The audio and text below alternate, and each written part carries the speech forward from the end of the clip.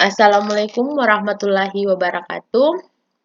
Pada kesempatan kali ini, saya akan menjelaskan mengenai tentang isu lingkungan dalam teknologi bersih dan analisis situasi. Perkenalkan, nama saya Siti Humairah, jurusan Teknik Kimia Universitas Fajar, Makassar.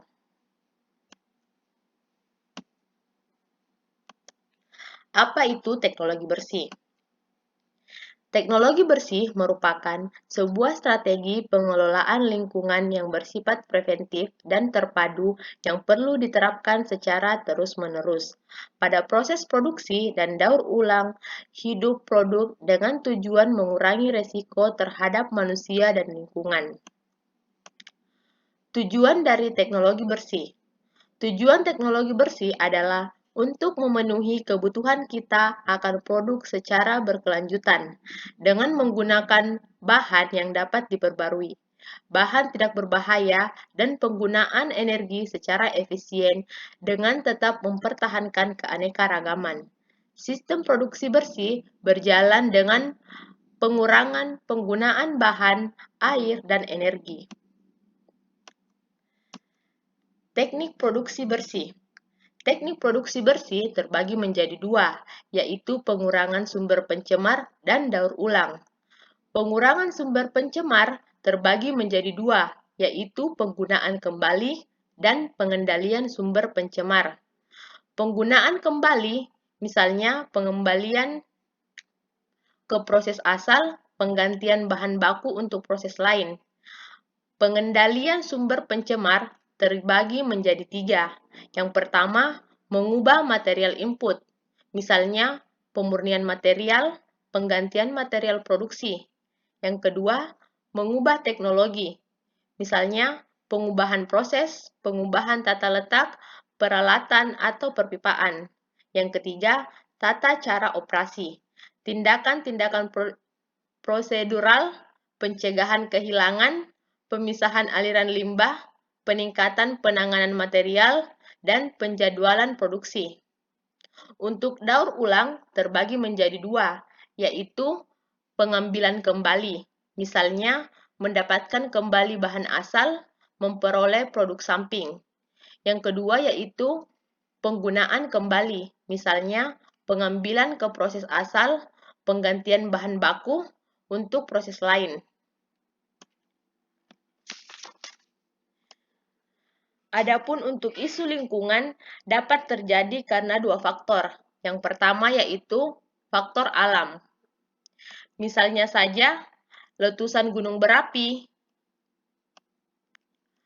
banjir,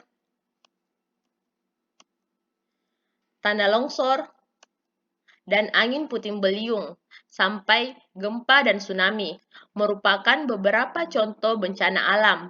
Bencana-bencana tersebut menjadi penyebab rusaknya lingkungan hidup akibat peristiwa alam. Walaupun sebenarnya bencana alam tersebut bisa saja terjadi karena adanya campur tangan manusia. Faktor yang kedua yaitu faktor manusia. Penyebab kerusakan lingkungan yang kedua adalah akibat ulah manusia. Kerusakan yang disebabkan oleh manusia ini justru besar dibanding kerusakan akibat bencana alam, mengingat kerusakan yang dilakukan bisa terjadi secara terus-menerus dan cenderung meningkat. Kerusakan ini umumnya disebabkan oleh aktivitas manusia yang tidak ramah lingkungan, misalnya saja aktivitas pertambangan dan aktivitas industri lainnya. Adapun isu lingkungan yang akan saya angkat pada kesempatan kali ini yaitu isu lingkungan di pergudangan 88 Patene. Dalam industri, proses pembuatan suatu produk melalui berbagai tahap-tahap, mulai dari bahan mentah, produk setengah jadi, hingga menjadi sebuah produk. Dari proses tersebut menghasilkan limbah berbahaya dan beracun yang berupa limbah padat, cair, dan gas. Limbah ini mencemari tanah, air, dan udara. Jika limbah ini tidak dimanfaatkan atau dikelola dengan baik, mungkin dapat memberikan dampak negatif terhadap lingkungan dan manusia. Dan Semenjak adanya pergudangan 88 ini, mempengaruhi hasil panen yang ada di sekitar pergudangan karena saluran irigasinya tidak memadai lagi dan tercemarnya air sumur di perumahan penduduk.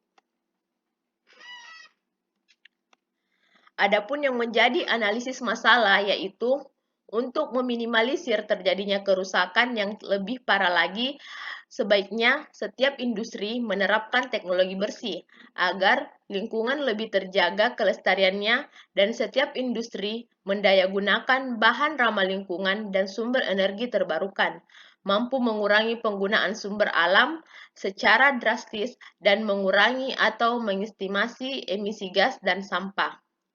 Demikianlah penjelasan dari saya mengenai